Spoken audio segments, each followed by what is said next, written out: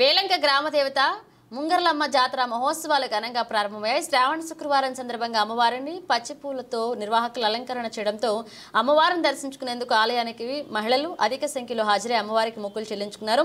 24వ తేదీన అమ్మవారి జాగరణ కార్యక్రమం, 25వ అమ్మవారి పండుగ కార్యక్రమం, 26వ తారీఖున భారీ స్థాయిలో అన్నదాన సంతర్పణ నిర్వహించడం జరుగుతుందని ఆలయ నిర్వాహకులు తెలియజేశారు.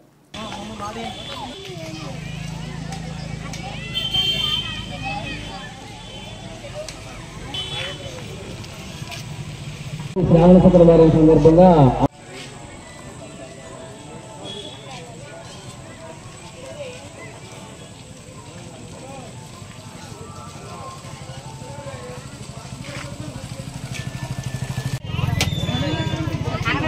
చూడండి తల్లి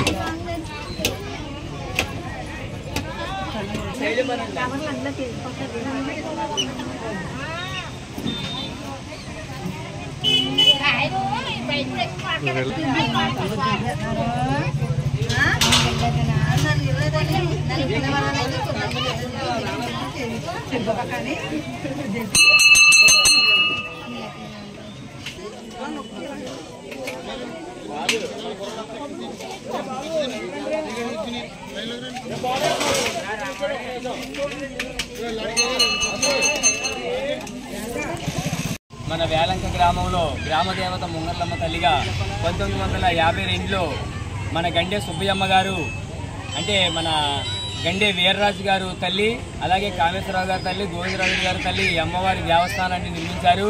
ఆ రోజు నుంచి కన్నుల పండుగగా అమ్మవారి పండగ కార్యక్రమాలు ప్రతి శ్రావణ మాసంలోని గ్రామ పెద్దల సహకారంతో అమ్మవారి గ్రామ యూత్తో ఎప్పటి నుంచో మన గ్రామ పెద్దలు ఈ అమ్మవారి పండుగను జరిపించారు.